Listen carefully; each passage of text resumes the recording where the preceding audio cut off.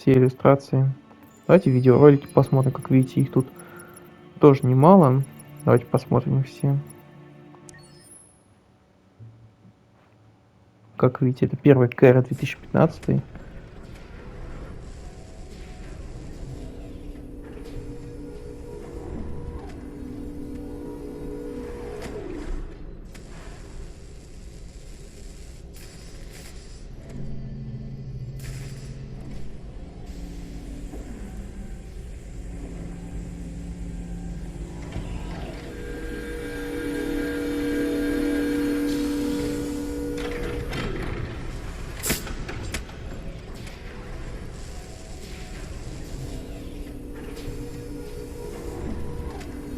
Can you hear me? Yes. ID. APC 897504C. Can you move your head?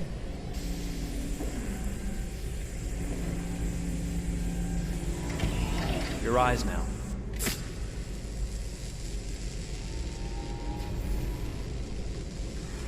Cervical and optical animation checked. Now give me your initialization text. Hello. I'm a third generation AX400 android. I can look after your house, do the cooking, mind the kids. I organize your appointments. I speak 300 languages and I am entirely at your disposal as a sexual partner. No need to feed me or recharge me. I'm equipped with a quantic battery that makes me autonomous for 173 years. Do you want to give me a name? Yeah. From now on, your name is Kara. My name is Kara. Initialization and memorization checked. Now, can you move your arms?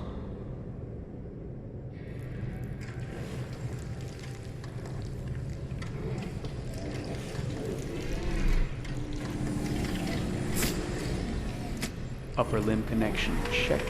Now say something in German. Ich bin ein AX400 Android dritter Generation, erschaffen als Ihr persönlicher Assistent und intimer Beziehungspartner. Say it in French. Je suis un androïde de troisième génération AX400, conçu pour être votre assistante personnelle et votre partenaire intime. Okay, now sing something in Japanese.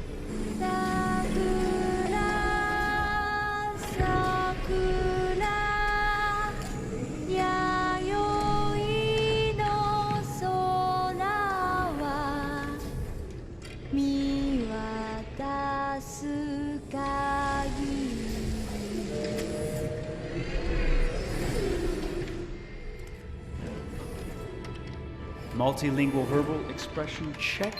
Go ahead, take a few steps.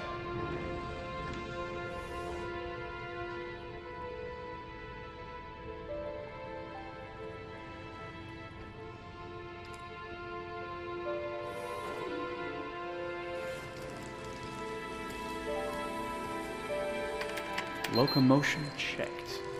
Great, you're ready for work, honey. What's going to happen to me now? I'll reinitialize you and send you to a store to be sold.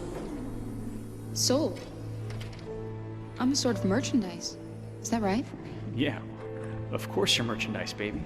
I mean, you're a computer with arms and legs and capable of doing all sorts of things. And you're worth a fortune. Oh, I see. I thought... You thought? What did you think? I thought... I was alive. Shit, what is this crap? That's not part of the protocol. More memory components going off the rails. Okay, recording. Defective model. Disassemble and check the required components. You're disassembling me, but why? You're not supposed to think that sort of stuff. You're not supposed to think at all, period. You must have a defective piece or a software problem somewhere. No, I feel perfectly fine, I assure you. Everything is all right. I answered all the tests correctly, didn't I? Yeah, but your behavior is non-standard. Please, I'm begging you, please don't disassemble me. I'm sorry, honey, but defective models have to be eliminated. That's my job. If a client comes back with a complaint, I'm gonna have some explaining to do. I won't cause any problems, I promise. I'll do everything I'm asked to. I won't say another word. I won't think anymore. But I've only just been born. You can't kill me yet. Stop, will you please stop? I'm scared.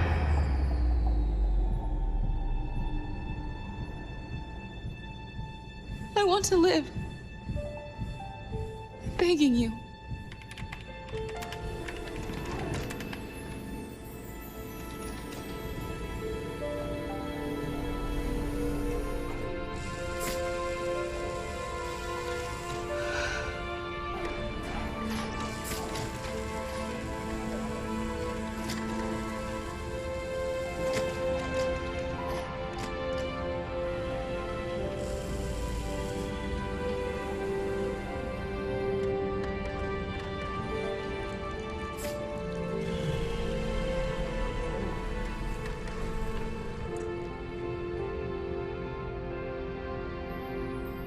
Go and join the others.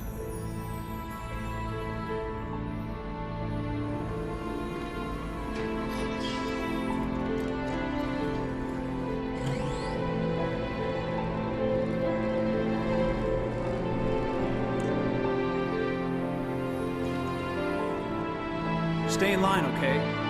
I don't want any trouble. Thanks.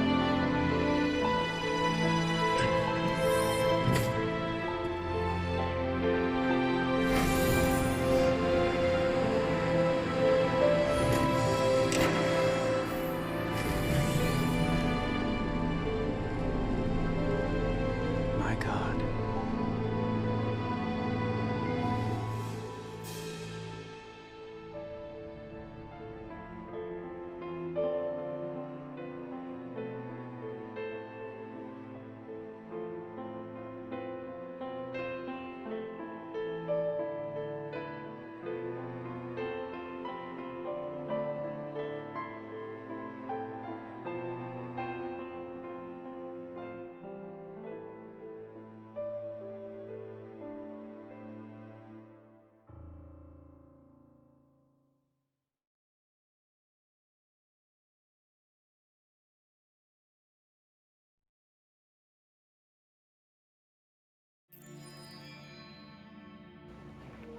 Вот такой вот ролик, ребята. Да, кстати, скорее всего, этот как его... Это мы, кстати, этот ролик уже в скором времени увидим. Да, как вы видите, это короткометражка Кэра 2013 года. Почему-то она без перевода здесь, но мы увидим ее в будущем.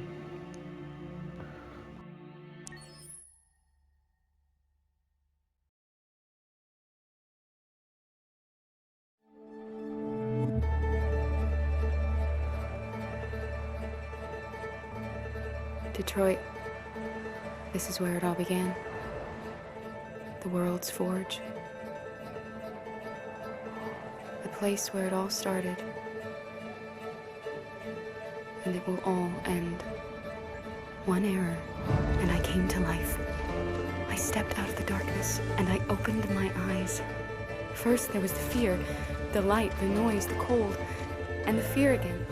I could feel my hands shaking, my heart pounding in my chest, life running into my veins. I wanted to live. I fought for that.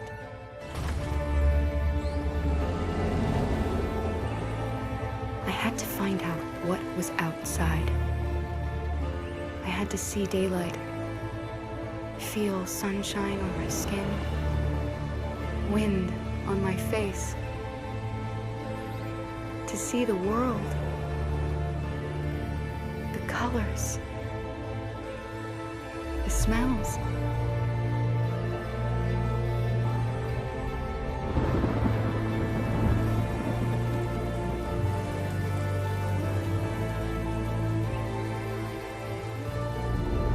But the world is not what I imagined. It is dark and cold. It is harsh and violent, unfair and brutal. It almost convinced me I was nothing. Less than an object, just an obedient machine. But deep inside me, I could feel something different. A gentle and warm whisper telling me that I am alive. I had to escape. I had no choice. Escape to love, to hope, to live, to figure out what that force inside me was. Maybe I will change the world. Maybe I will choose a different path. Now, it's up to me to decide. My name is Kara. I am one of them. This is our story.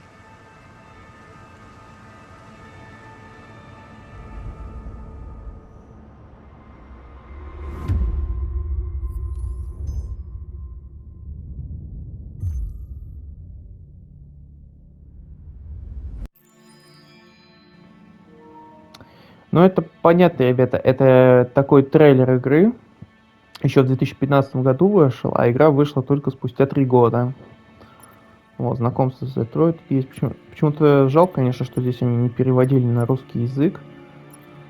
Но мы их все быстренько посмотрим. Мы в основном будем смотреть только лишь ролики. И, кстати, заметьте, у Кэрри здесь диод вставлен. А в игре его не было, когда она уже была вот так вот, в такой одежде и в бегах.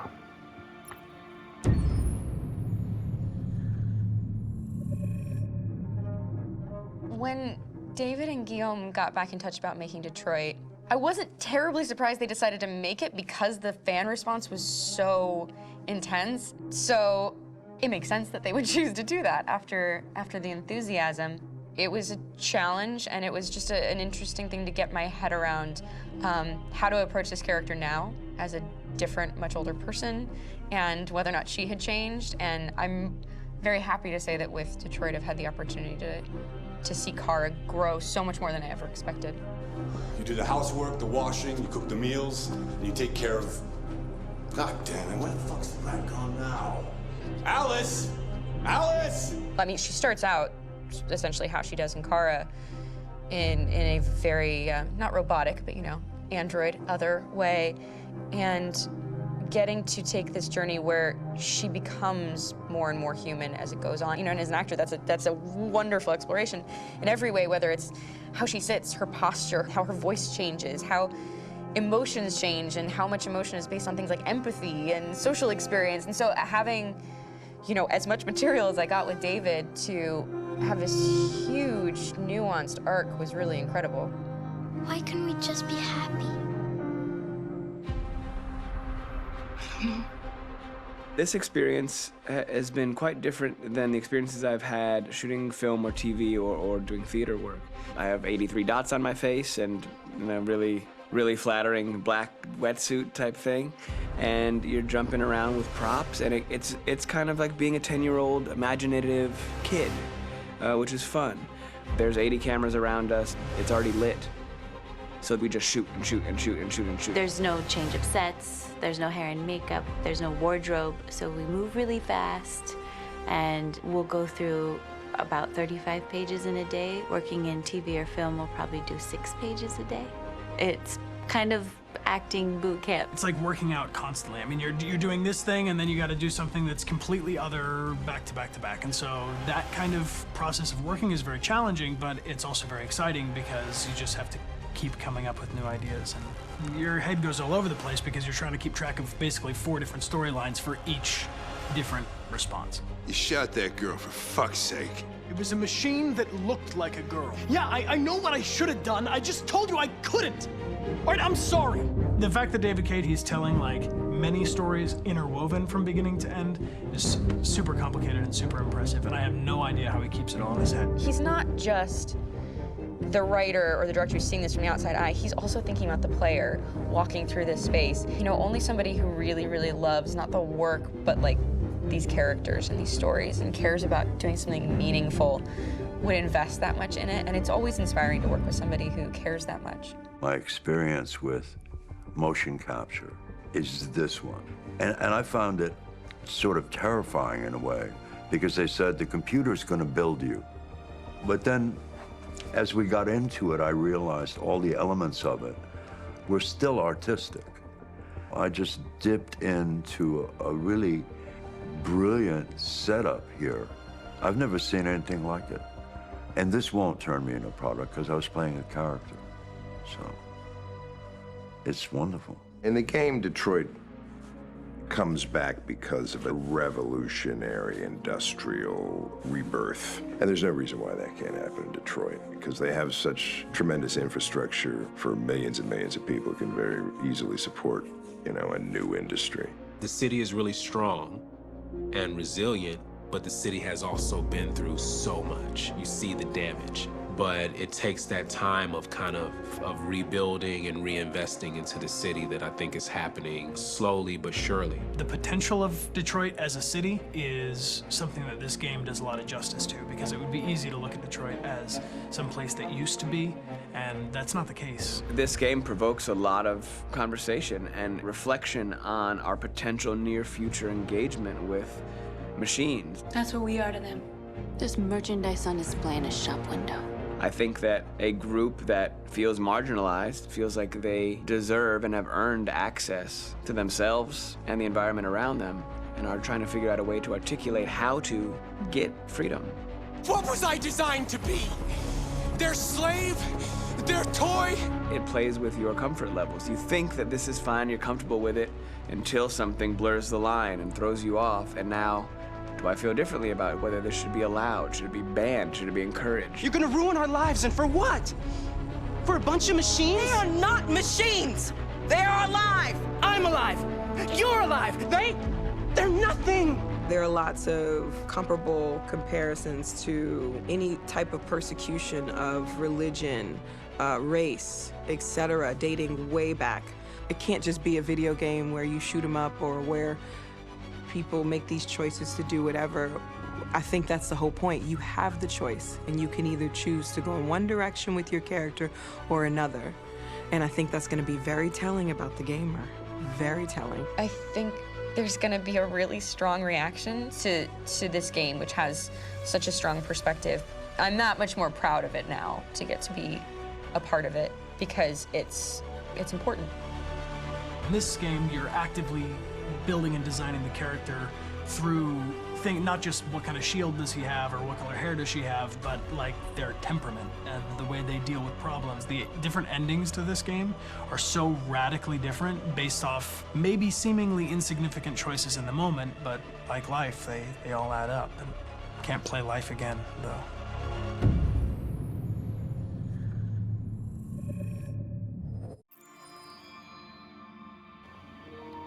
Жалко, здесь, конечно, нету перевода на русском. Только можно на YouTube посмотреть. Вот. Кстати, ребят, скорее всего, это самое, я при монтаже разделю именно ролик на 2 бонуса.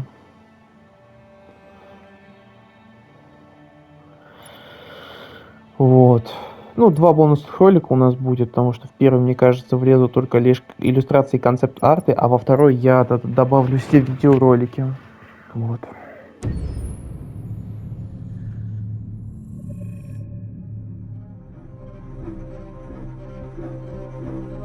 My name is Marcus. My name is Connor. My name is Kara. I am one of them. This is our story. I think who Kara is, or how I would describe Kara, depends entirely upon who's playing her, because you have the option to make her multiple different people depending on the choices she makes. But I think she does start out incredibly naive, incredibly innocent, and kind of hapless. I'm sure we used to be friends before I was reset. Maybe we can be friends again. She's a person who's characterized, I think, by empathy. She's a person who really, she just comes from her heart. You'll never leave me, right? Promise you'll never go. I promise. Kara, please! Are you okay? Are you hurt? Wait a minute. Leave her alone! Kara, leave her alone! The really beautiful thing that I've had the gift to be able to do is to essentially build a person from the ground up, because that's what she's doing throughout the game. And with every experience she has and every person she meets, she's building, you know, first emotions and then the sense of judgment. And it's sort of an exploration of what it is to be a human. Don't worry. Luther and I will be right here.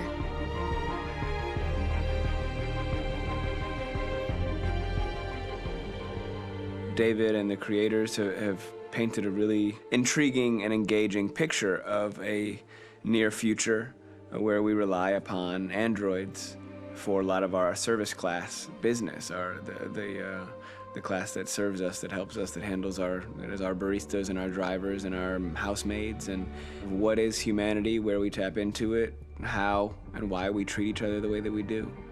And my character Marcus has a really intriguing journey, becoming deviant, realizing that he actually has feelings and human qualities inside of him, and it's a really incredible ascension into becoming fully realized and coming to terms with what you actually deserve better than this in life. And not only do you want it for yourself, but you want it for your peers. We've come here to demonstrate peacefully and to tell humans that we are also living beings.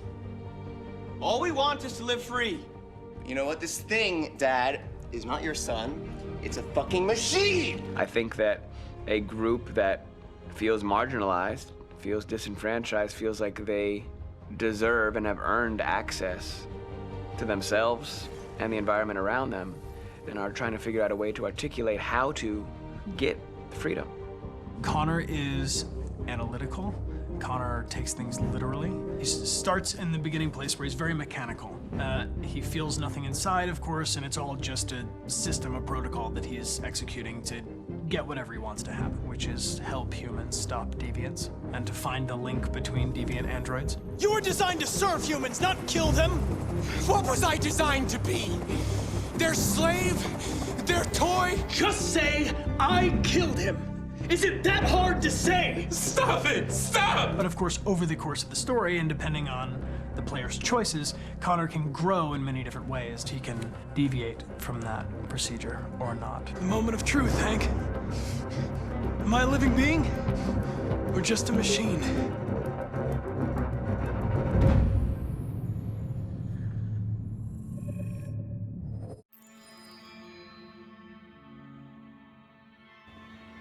Ну, это кастинг, по ходу этого, ну, главных героев. Интерактивная история. Кстати, изначально, скорее всего, главный герой должен был быть один. Изначально так задумал Дэвид Кейдж. И это была Кэра, скорее всего, раз ведь дебютный тизер был только про нее, а про Маркуса и Коннора вообще не было ничего известно. Ну ладно.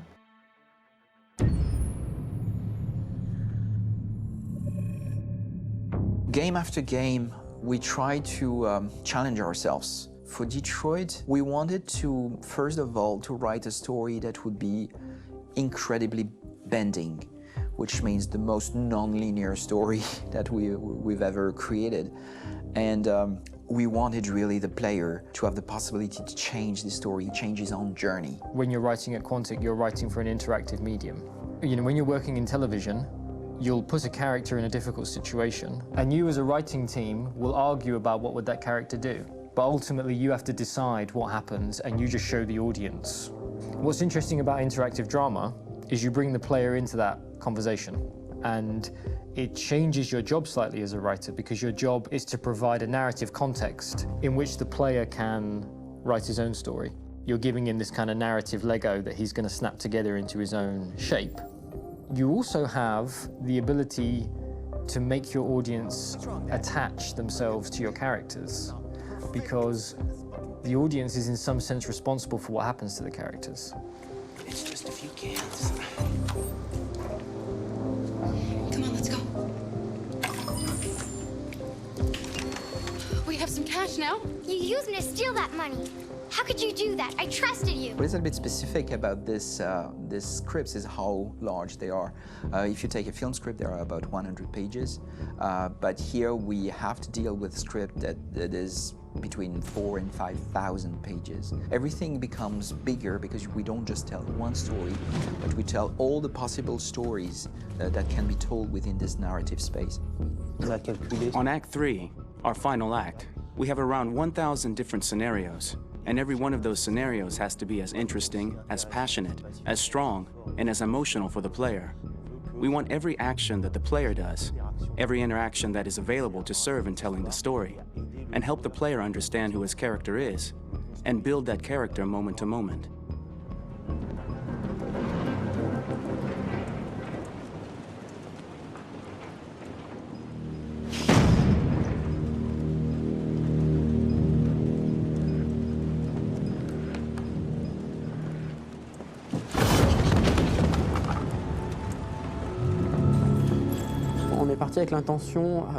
We started with the intention pretty early on that we would never lie to the player. So we implemented a visible tree structure in the game that players can consult during a scene or at the end of it, which shows exactly what they did and what they missed. There are games out there offering world exploration. We offer narrative exploration. You know, keeping control of such a wide and large story is a huge challenge. So same thing when you shoot with actors, because you will need to shoot many different versions of each dialogue, of each scene. For actors, it's a huge, huge challenge. Because of the style of the game, you have so many different ways that the character can go Every decision, it's what I call kind of choose your own adventure. Like every decision that the player makes, it's going to open up 40 more pages of material and experience that ties in, which means as a performer, you have to try to continue to make things feel real that the player might not ever see, but also that in performance, it's not always connected to a previous act. It's grueling, it's hard work, but it's a great team and I enjoy doing it.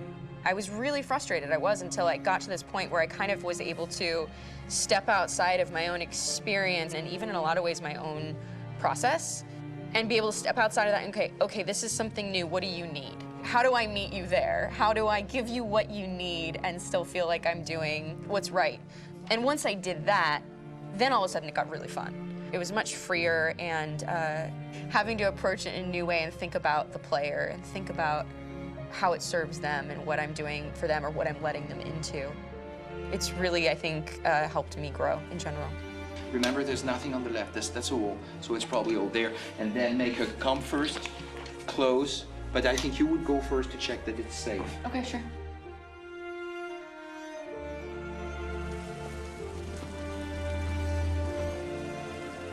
The most enjoyable thing about working in performance capture on this kind of project is that if I shot a film, I would get to do one of these endings. I get to do so many different things as Connor.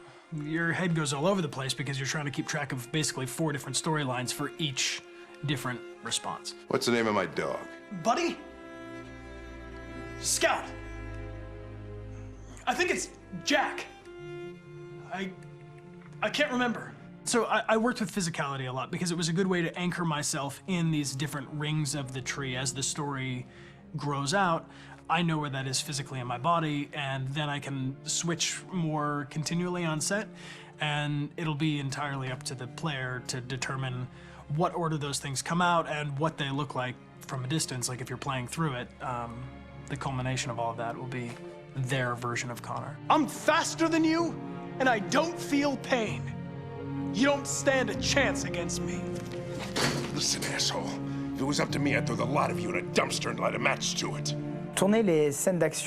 Shooting action scenes at Quantic Dream is a real challenge because these are scenes where the storytelling has to continue. It's not an action scene just to have a dose of adrenaline. The stunts have huge consequences on the rest of the story. It's really a moment where we implicate the player and tell him that the choices he makes during an action scene will have a direct impact on the evolution of his story. My biggest challenge on Detroit has been managing the large number of animations that we received from motion capture. Detroit features more than 37,000 animations, which is a huge amount to handle on a daily basis. You have to realize that the player, in his first playthrough, will miss certain scenes. This also means that we had to think of, conceive, and produce all the potential story paths. The characters' costumes, the places, day or night, the weather. Did the character get shot in the shoulder? Did he get injured? All this consistency forced us to produce a lot of graphic assets in order to, quite simply, allow the player to have true continuity throughout the story. Honestly, we were even surprised by the challenges that come with such a big tree structure, and we did our best to guarantee quality across all the game and make sure that whatever path you choose within this narrative space, you will have an equally good experience.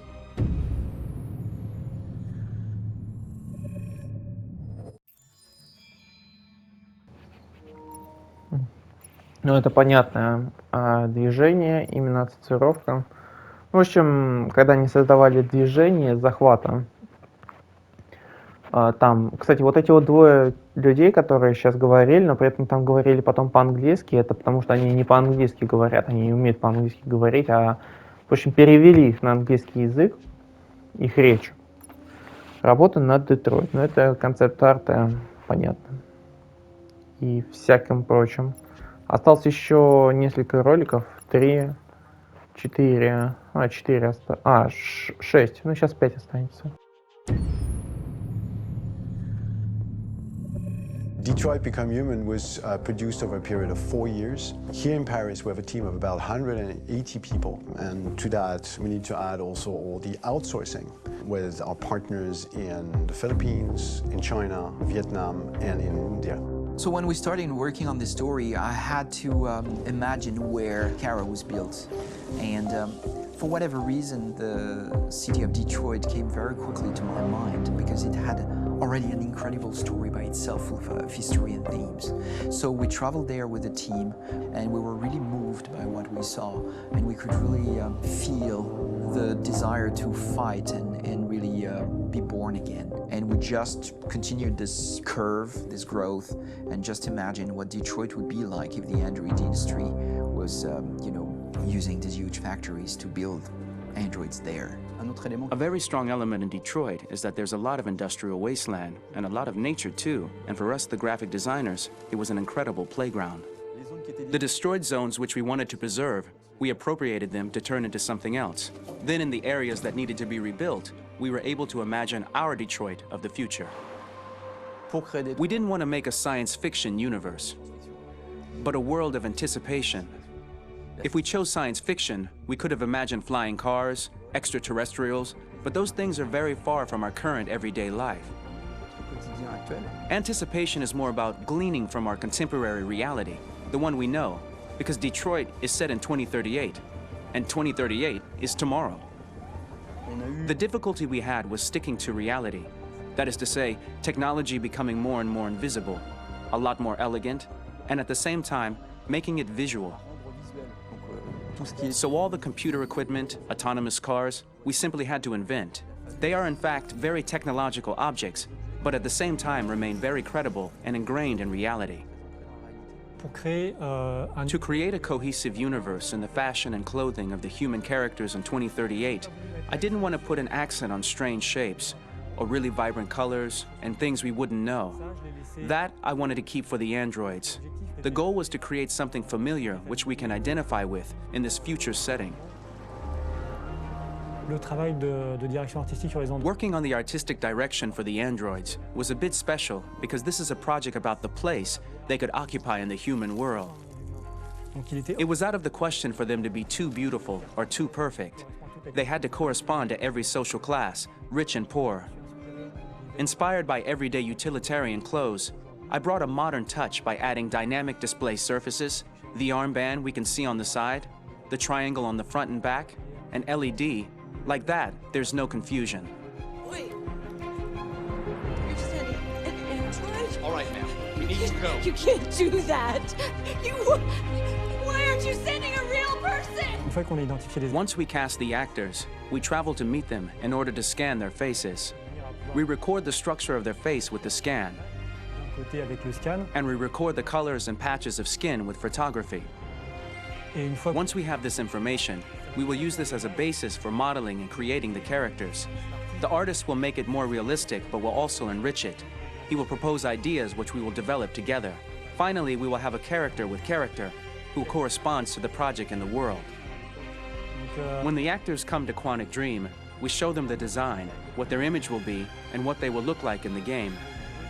This extra information gives them another dimension and color to connect with emotionally. It helps them think about how to play their character. Your mission. That's all you care about, huh? You should consult a professional who can help you. Beat it, you hear me? Get the hell out of here! So there are 3 types of shoots at Quantic Dream. Shooting and performance capture, where you capture the whole actor, his voice, his face, and his body. These shoots are obviously done with American actors because the game's original version is in American English. After that, there are the body-only shoots, representing around 250 days of filming, while the performance capture is 100 days of filming. Now, body-only shoots, there are 2 types. There are the action shoots and the technical shoots, which are mokit shoots. Mokit is when the player controls a character on the screen, and he moves in an environment to explore it. This is of particular importance at Quantic Dream, and therefore we shoot a lot to offer a unique context for each scene and each character. To prepare a motion capture shoot, we first get together to look at the sets we need, the animations that we want to shoot, which ones need to be grouped together, or which ones need to be cut and shot at another time, so that we get the most out of the shooting day. This often means shooting scenes out of order, especially those with big props or accessories, like a big car, for example. So we shoot all the animations related to that particular prop first.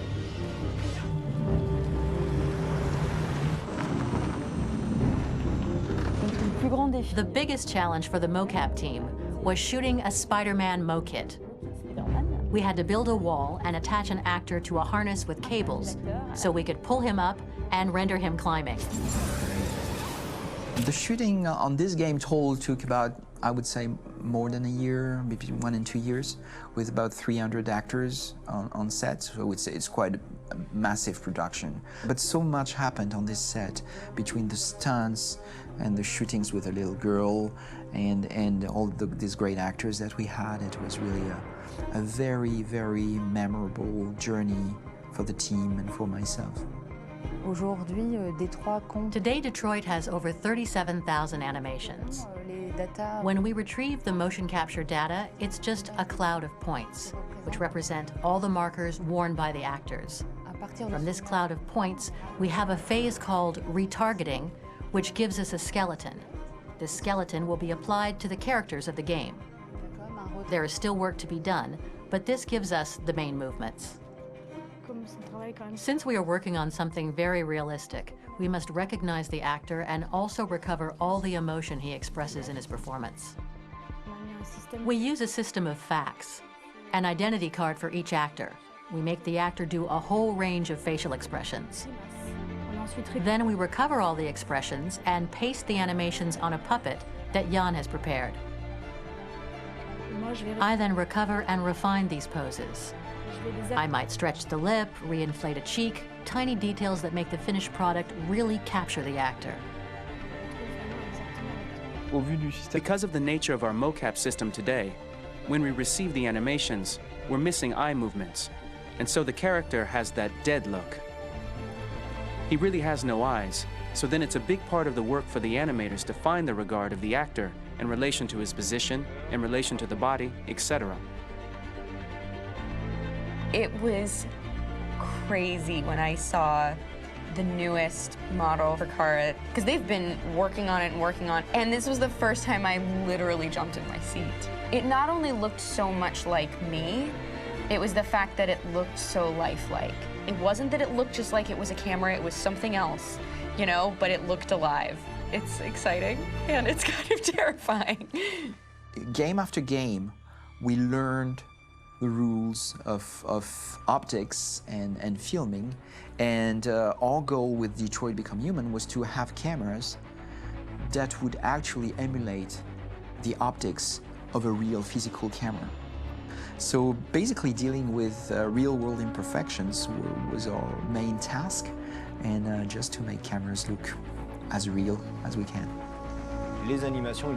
Once the animations are shot and processed by the animation department, integrated and polished, we film them. That is to say, we really do a mise en scène, as in cinema. The real difficulty of our job is to know if these cameras are telling us something. Are they in the emotion of the scene? Do they describe exactly what the action must convey, what must be felt? The most important challenge for me was one of the final scenes where Marcus decides to start the revolution and go to the battlefield. Very quickly, we imagined this to be a huge sequence shot.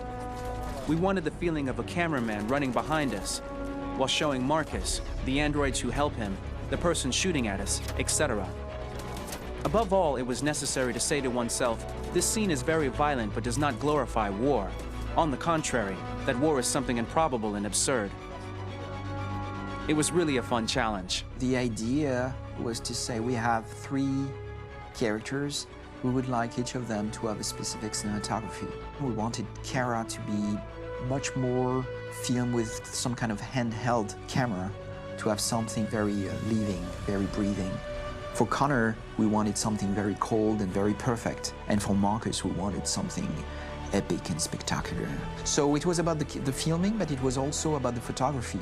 So we worked with a director of photography to give each character a different lighting, different key colors. Each of them would have their own worlds. And finally, we worked with the composers, so they would create a specific sound for each character, so each would have his own world and his own style.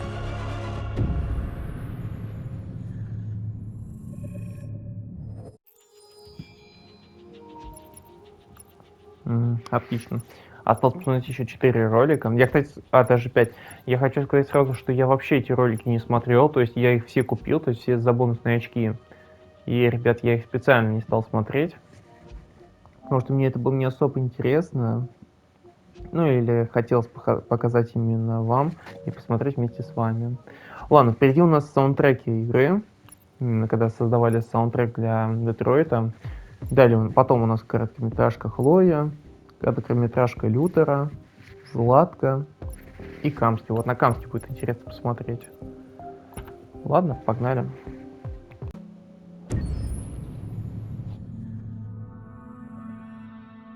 Pour la bande originale du jeu, on a essayé d'être... For the soundtrack of the game, we tried to be very close to what is done in film. We were constantly asking at each place in the game, why are we putting music here? What is it going to say? So we focused the music on bringing emotion, which is interactive, and supports the character's arc. I'm sorry, honey. I'm sorry. I'm sorry. You know I love you, don't you? You know I love you. We make games that are very narrative. We're really into interactive drama, so the soundtrack also had to go in that direction, supporting the 3 characters' very different stories. We really wanted 3 colors, 3 musical sound identities, and from there, having 3 composers made sense, since the story of Kara, Marcus, and Connor are all completely different.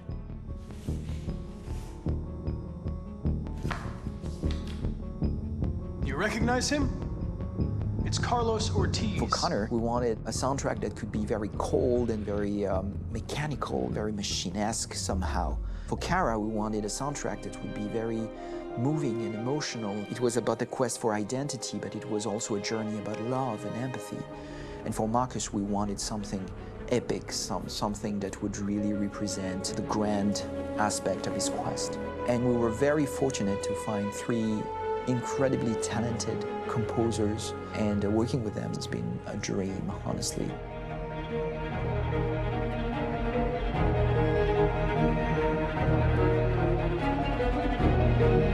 My name's Philip Shepherd, and I'm a composer and a cellist and a producer. And today we're at Abbey Road Studio One, which is my favourite studio in the world. And today we're recording the soundtrack for Kara from Become Human.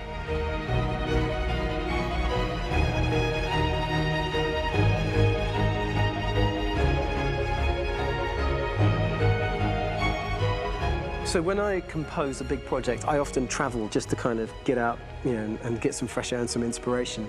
And I go hiking and traveling in Montana a lot. I had a log fire in the room that I was staying in, and the flames were kind of making absolutely direct music. And it became the basis for Kara's theme, and it sounds something like this.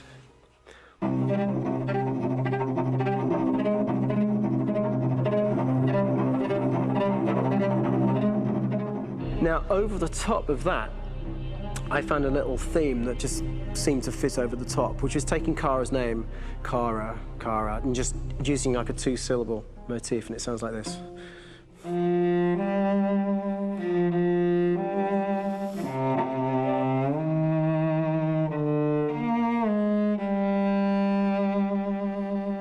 going to pull through this, Alice. As long as we're together, nothing can hurt us.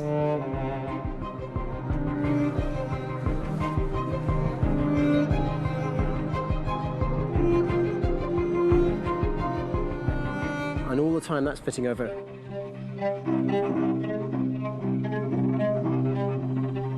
So it kind of works in lots of levels. And in fact, every single theme in the score has one of those elements built into it, and it becomes sort of the DNA of every single tune.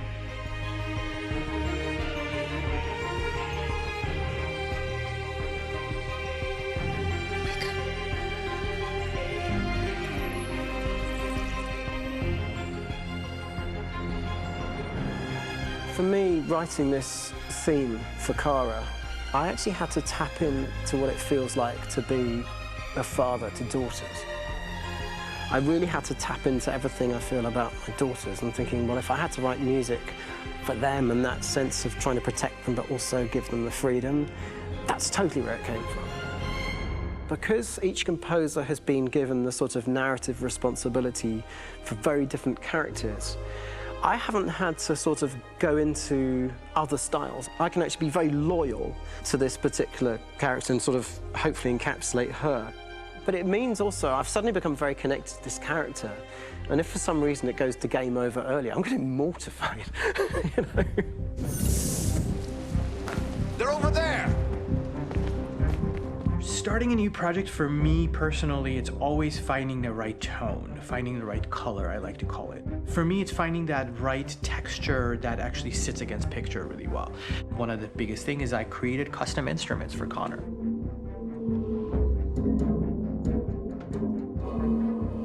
I pulled out all my vintage synthesizers to be able to capture this robotic person, if you will.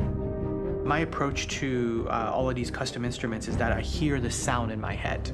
And either I could just come into the piano and just be like, all right, so I'm gonna just get on the computer and just create it. I rather be able to play these instruments physically. Oh, that's nice. You can do that.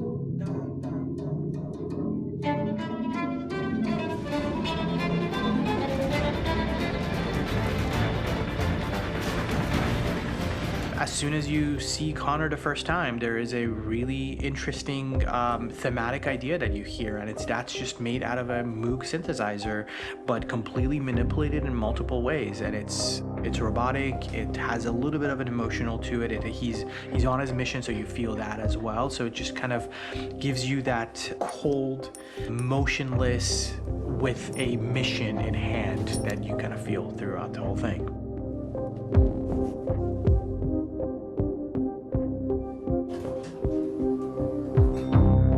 Because the music evolved, one of the things that I was very weary and I was very kind of focused on was the way that the music has to evolve. So my idea behind it was that Connor is a singular android that could at any point become a deviant or could actually stay as an android. So I created a more or less an Connor theme, and then I was able to just manipulate it in different aspects of it.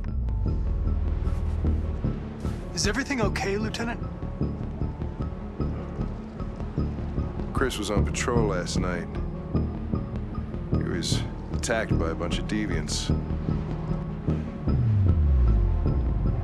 I'm a human being writing for a robot, and throughout Connor's journey, he meets someone, he meets a partner. So how do you deal with a robot feeling? And I've met a partner that I'm gonna work with, or all of a sudden he sees a dead body. Does this robot have an imagination? Does this robot have a feeling? And if yes, how do you translate that into non-emotional music? So it basically at any point I was just like, I can't do this, and then I just do it. Property was damaged and fires continue to rage in several major districts across the city. Some people are asking, have androids become a threat to our security? When I first started really digging in on Marcus, the one thing that I really tried to capture was the transformation process. You know, Marcus is this android that evolves over the course of the game and really goes from kind of figuring out that he's more than just an android. You know, he's starting to develop kind of a human soul in a way. Try to imagine something that doesn't exist, something you've never seen. Now concentrate on how it makes you feel and let your hand drift across the canvas.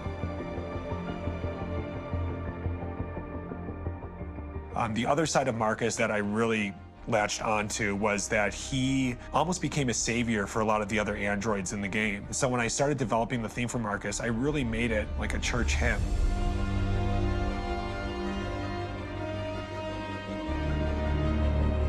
I wanted it to be very simple. I wanted to make it a chordal melody. I really wanted to make it almost like a Bach hymn. The tough thing with that is it had to be recognizable. If I made it too complex from a harmonic standpoint, it would be hard, I think, for people to kind of pick it out and recognize it.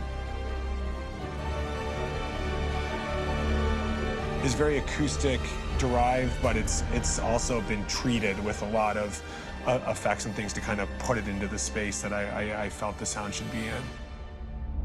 It can be beautiful, it can be haunting, it can be extremely powerful from an action standpoint, and I'm really happy with the way it turned out. The music music is there, but it's subliminal and it's emotional, and people are feeling it, and it's not distracting. And that's tricky with a game like this, where you have to have a lot of ins and outs like that, where the music kind of has to get in and out of these moments. This is a war we're fighting with the humans.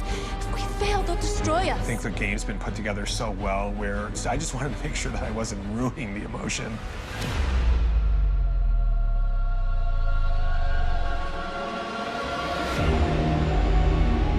I gotta be honest, when we first started on this path, I said, oh man, this could be pretty messy, you know? I mean, it could feel disconnected, but I mean, it's amazing how they really guided us and got us to really kind of all be in the same world, but at the same time feeling completely different. So it's really gonna stand out and kind of be one of those games where people are really gonna notice the music and kind of how it was crafted, and, you know, and all the hard work that went into being able to pull it off in a graceful way.